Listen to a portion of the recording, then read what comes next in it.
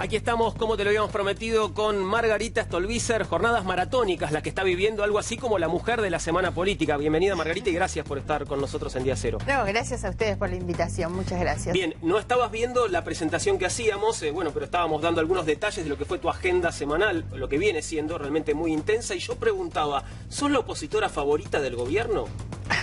Siempre digo que soy una opositora amigable, porque yo me considero, o sea, yo no formo parte del gobierno, estoy en el colectivo opositor, pero no soy de los que tiran piedras. La verdad es que me interesa que al gobierno le vaya bien, trato de cooperar y bueno, soy amigable además, así que me imagino que en ese sentido es que lo dirán. Ahora, esta forma de ser amigable, ¿te complica a la hora de diferenciarte, de marcar las críticas que tenés para el gobierno nacional? No, porque las he hecho y en todos los casos las críticas que hice fueron muy bien receptadas y fueron bien públicas. La primera fue que salí inmediatamente y contundente, fue cuando el presidente dictó esos decretos para designar a los miembros de la Corte. En el ¿no? verano, ¿no? En el verano, inmediatamente.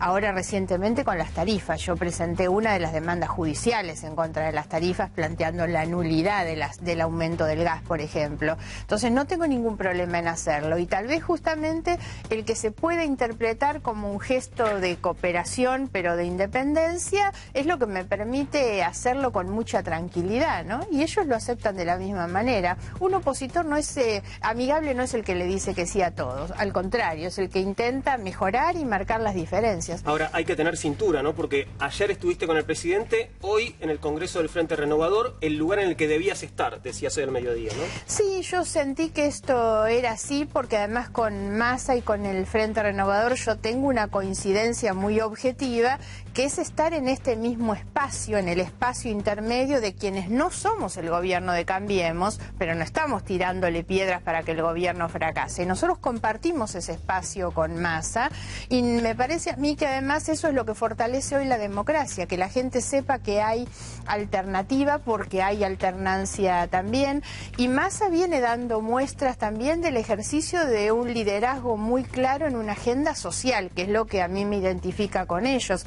Con Massa la verdad es que venimos discutiendo inflación, tarifas, empleo, pymes, impuesto a las ganancias, desde comienzo de año, y tenemos una agenda común en el Congreso. Ahora, Margarita, bueno, la pregunta que se cae de Maduro es la pregunta del millón. ¿Vas a ser candidata por el espacio del Frente Renovador Una?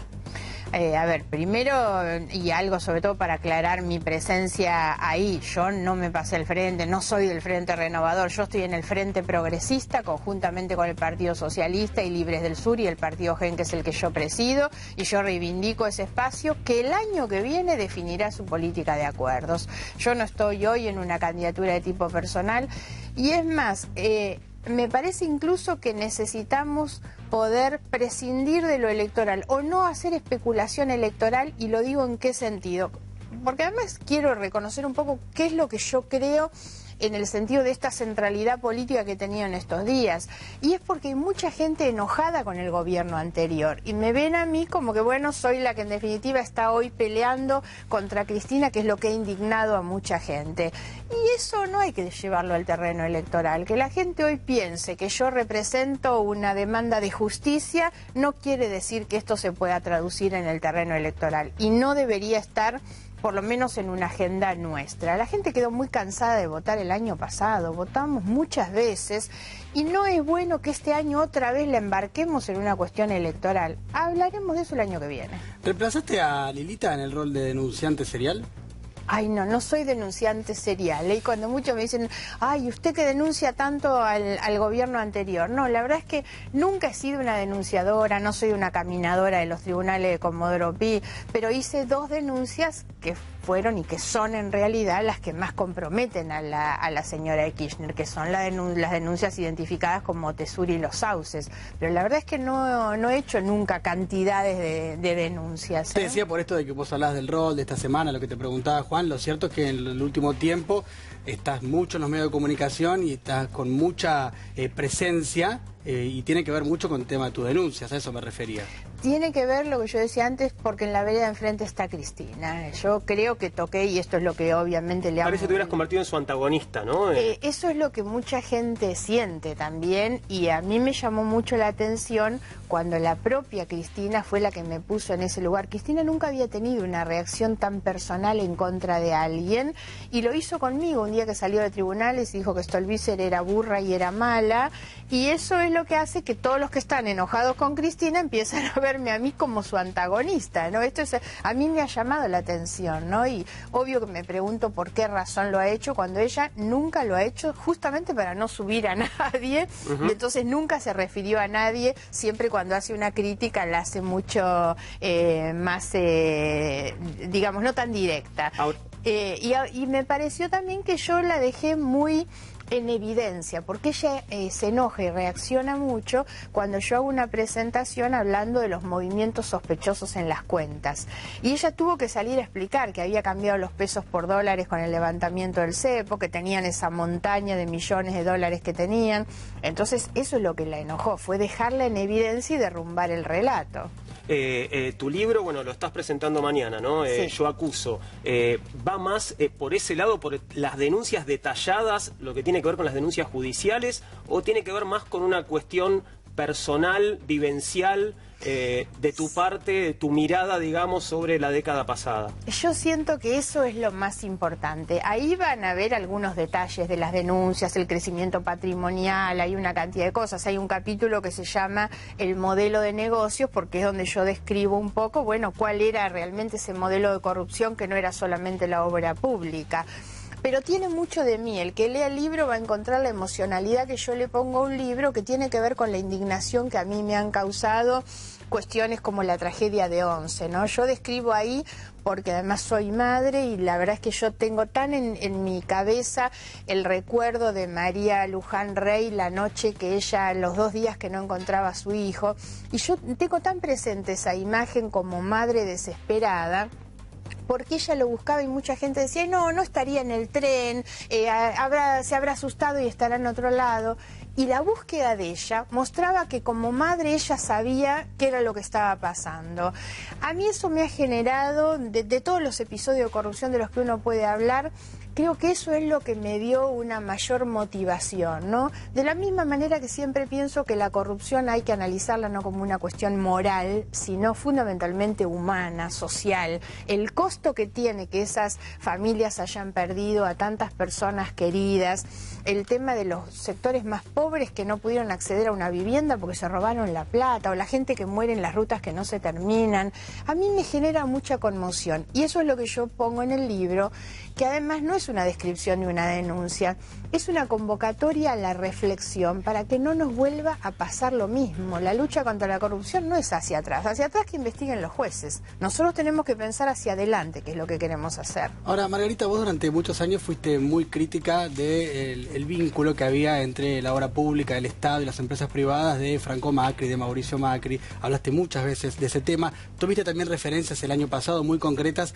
hacia el vínculo que no te cerraba para nada entre Nicolás Caputo y Mauricio Macri, íntimo amigo del presidente y que tenía mucha obra pública en la Ciudad de Buenos Aires y que ahora también tiene obra pública. ¿Tenés pensado hacer un Yo Acuso volumen 2 de acá a 1 o 2 años? A ver, no lo descarto tampoco, por supuesto, y eso dependerá de lo que pase. También siento que no tenemos que ser presas de hoy una estrategia de quienes realmente cometieron estos episodios de corrupción tan grave y se han enriquecido tan ilícitamente, que entonces lo que hacen es intentar poner a los otros en la misma situación, ¿no? Entonces algunos quieren hacer creer que José López es lo mismo que Michetti porque tenía 50.000 en su casa, o que todo el robo y el saqueo del kirchnerismo son los Panama Papers. Hay que no caer en esa trampa, me parece. ¿Pero lo que implica un caso de corrupción ahora, es la cuantía? O sea, ¿es la cantidad de plata o es el hecho de corrupción en sí? Tiene que ver con todas estas cosas. Lo que yo digo es, y sinceramente esto es así, si yo viera que hay un hecho delictivo, lo haría. Y les doy un ejemplo. Cuando nadie hablaba de estos temas y antes de los Panama Papers, una o la única denuncia, no sé, contra Grindetti cuando era funcionario de Macri en la ciudad, la presentó mi partido. En aquel momento, no ahora. Ahora, Margarita, con respecto al kirchnerismo, ¿rescatás algo del kirchnerismo como proyecto político o estás pensando que fue, bueno, una asociación ilícita que montó un proyecto como una fachada para robar? A ver, montó un proyecto como una fachada para robar, sí. Y el relato sirvió para robar, sí. Ahora, tampoco es cierto que no vaya a rescatar nada. Me parece que hay cosas del gobierno que necesariamente uno tiene que reconocer. Hoy hay, digamos, todo un intento, le llaman de reparación frente a los jubilados, pero yo siento que en gran medida el sector de los jubilados tuvo una consideración muy importante durante todo ese tiempo. Esas son cosas que uno no puede negar, por supuesto. Y además hay que poder establecer también las diferencias. A mí me ha llamado mucho la atención que la última etapa, sobre todo de la gestión y en el fin de los 12 años, ¿no? Bien, Margarita, te propongo que veamos ahora una nota que Nico Gutman, uno de nuestros cronistas, hizo esta semana. No sé si lo saben, pero Alfonso Prat-Gay, ministro de Hacienda, y la canciller Susana Malcorra visitaron el Comité Nacional del Radicalismo. ¿Por qué lo visitaron? Porque el radicalismo aparentemente tenía sugerencias para hacerle a nuestros funcionarios para que llevaran al grupo de los 20. No hay remate, es así. Vamos a ver esta nota y después la comentamos. Estamos llegando al Comité Nacional de la Unión Cívica Radical, porque hoy las cabezas del partido van a reunirse con la canciller Susana Malcorra y con el ministro de Hacienda, Alfonso Prat-Gay, quien ayer declaró que la inflación ya no es más el tema. Dentro de la oficina donde se va a hacer la reunión hay dos banners. Uno, que es el que quisieran usar los radicales, que mezcla la palabra radicales con Cambiemos. Y por el otro lado tenemos otro banner puro de Cambiemos, solo Cambiemos. Vamos a ver en dónde se saca la foto. Vemos la foto oficial de la reunión, ahí vemos al ministro Prat-Gay, a la canciller Malcorra, a los referentes del radicalismo, ahí está Ernesto Sanz, ahí está Rosas, y el banner es el de Cambiemos, sí señor. Vamos a ver si podemos hablar con ellos. Vení, baja. A ver, estamos siguiendo el ascensor de Prat-Gay, a ver si llegamos. Está saliendo el ministro Alfonso Prat-Gay. Un segundito, es que nosotros necesitamos algo particular. Ya no es un tema la inflación, eso solo. No, la inflación es un tema hasta que baje al nivel que nosotros queremos, pero 1% mensual en agosto es un muy buen número. Pero digo, ahora con el sueldo se puede pagar mucho menos que el año pasado, ¿no? Eso es algo concreto. Eso es algo concreto, ya lo hemos explicado. En la primera mitad del año, lamentablemente, la inflación subió más que los salarios. En la segunda mitad del año ya está subiendo más el salario que la inflación. Y esto es lo que nosotros prometimos, que en la segunda mitad del año iba a mejorar. Cada mes va a ser un poco más baja y con las paritarias va a haber más salario para pagar. Hay un ticket del supermercado, tengo un shampoo a 90 pesos y un cereal a 90, ministro. Eso es inflación seguro. Bueno, ahí se va el ministro Alfonso Prat-Gay. Bien, Margarita, ¿coincidís con las apreciaciones del ministro? ¿Está pasando lo que dice el ministro Prat-Gay? No, y me parece que este es uno de los grandes problemas que tiene este gobierno. Primero, sí creo imprescindible decir que cuando el gobierno anterior terminó, teníamos la inflación más alta en el mundo después de Venezuela. Venezuela y creo que otro país. Argentina es el tercer país en el mundo en el nivel de inflación que nosotros tenemos. Entonces está claro que no es un problema que este gobierno generó. El gran tema de este gobierno generó una expectativa desmedida sobre el segundo semestre. Entonces prácticamente nos quisieron hacer creer que en el segundo semestre mágicamente llegaban las inversiones y bajaba la inflación, y las cosas no pasan mágicamente, ni para los anteriores ni para estos. Y el problema que tenemos hoy, o la diferencia que yo mantengo con el gobierno, es sobre su agenda de prioridades. El gobierno ha puesto en la prioridad de su agenda, por ejemplo, subir las tarifas de la forma en que lo hizo, quitar las retenciones a las empresas de la megaminería, y no ha puesto el mismo énfasis, el mismo esfuerzo en por lo menos presentar cuál es el plan y la estrategia económica para reducir la inflación. Pues yo no digo que la puedan bajar en 8 meses, lo que digo es que por lo menos en 8 meses nos deben contar cuál es el plan que tienen para hacerlo. Y entre otras cosas, yo entiendo que uno de los mecanismos para abordar esta problemática es conformar un consejo político, económico y social y sentarse con todos los sectores a discutir precios, salarios, condiciones de trabajo, condiciones de la economía, y siento que el gobierno cada vez se resiste más a esto, que sería cumplir con algo que ellos mismos comprometieron. Lo habían dicho, ¿no?, al comienzo del gobierno y nunca sucedió. Yo creo que es imprescindible, ¿no? Y bueno, muchas de estas cuestiones, esto estamos excedidos en el tiempo. Margarita, aprovechando que ayer estuviste con Mauricio Macri, te pregunto una curiosidad. ¿A quién votaste en el balotaje? En el balotaje voté el blanco, lo dije siempre, no iba a votar a ninguno de los dos. Menos mal. Bien. ¿Cómo fue ese encuentro con el presidente? Bien, muy grato, muy cordial. Primero, a mí me pareció un gran gesto de su parte. Estaba a punto de subir al avión para ir a China y que dedicara un rato para que yo pudiera estar ahí. Me pareció muy valioso. Lo noté muy tranquilo, muy cómodo. Entró su nenita en un momento a la reunión, así que... Pero fue rica la charla, digamos, tuvo el contenido político que uno esperaría, digamos, de dos dirigentes tan importantes. Para mí, yo iba a llevarle el libro, ese era el objetivo de la reunión. Sí, se lo dediqué, ¿Qué le pusiste? Por supuesto. Creo que le puse, el libro tiene un subtítulo que yo rescato como algo más que el título, que es En búsqueda de la verdad y la justicia, y creo, si mal no recuerdo, que le puse algo así como, bueno, espero que estemos abriendo un camino para llegar a la verdad y la justicia. Creo que fue algo así.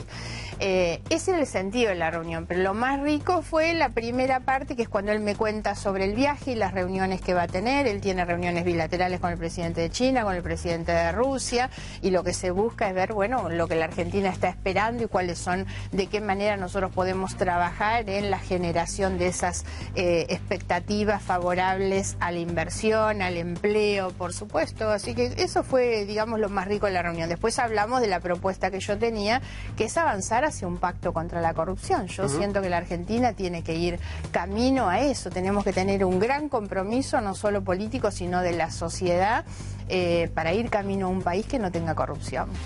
Casi no tenemos ya más tiempo. Nos espera Mariano Recalde, que dentro de un ratito va a estar también conversando con nosotros y seguramente va a tener mucho para leer que le compete en el libro que presentás mañana. Lo último que quería decirte sobre esto: mañana va a estar efectivamente Vidal, Massa, Morales, Ocaña, todos presentes en la presentación de tu libro. Y Miguel Lipschitz, el gobernador de Santa Fe.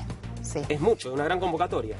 Porque la idea es un poco esta. Yo siento que la lucha contra la corrupción no es hacia atrás, es hacia adelante. Y si nosotros no logramos un acuerdo, que sea la política, pero que sea el periodismo, que sean los intelectuales, las organizaciones sociales y los empresarios. Acá hay que ¿Qué pasa con la justicia, que todos Margarita? Somos un poco responsables de lo que nos pasó. ¿Qué pasa con la justicia en función de que uno ve que cuando terminó el gobierno kirchnerista empezaron los jueces a tomar las causas, a desarchivarlas, todas las que involucraban al gobierno anterior, y a sobreseer a Mauricio Macri también en todas las que mantenían abiertos esos procesos contra el presidente? A ver, puedo hablar de las que conozco, y me han preguntado muchas veces esto: ¿por qué la justicia ahora hace determinadas cosas? Bueno, hay algunos elementos objetivos, hay arrepentidos. A mí no me gustan las figuras de los arrepentidos, pero hay gente que habla y antes no hablaba. Hay algunos datos y elementos muy objetivos, que son las imágenes. Eso tiene un impacto muy grande en nosotros como ciudadanos, y también lo tienen los jueces, que hayan aparecido López con las mochilas con los dólares en el convento, los hijos de Báez contando, la hija de la presidenta con una caja fuerte de la que saltan los millones de dólares. Todo eso tiene sobre la justicia también un impacto y ejerce una presión. Y el otro elemento es que antes teníamos muchos organismos del Estado que eran funcionales o cómplices a ese sistema corrupto, y hoy muchos de esos producen informes que sirven. El caso más claro es el de Vialidad Nacional. Vialidad está incorporado, quien era el director de Vialidad, dentro de lo que es por lo menos la ampliación que yo pedí por asociación ilícita, porque donde se cerraban esos negocios sucios y toda la coima de las obras públicas era en la dirección de Vialidad. Hoy Vialidad produce un informe que permite ver todas las obras que se pagaron y que nunca se terminaron, por ejemplo, los sobreprecios que se pagaban. Entonces, los que antes eran cómplices, bueno, hoy en este caso, por ejemplo, producen un informe que sirve. Todo eso va activando una justicia que antes esos elementos por lo menos no los tenía. Gracias, Margarita, por haber estado esta noche con nosotros. Gracias a ustedes por la invitación y felicitaciones por el programa. Muchas gracias. Tiene que muy dando amable. vueltas, tipo Mujer Maravilla, eso nos rendiría mucho, ¿no?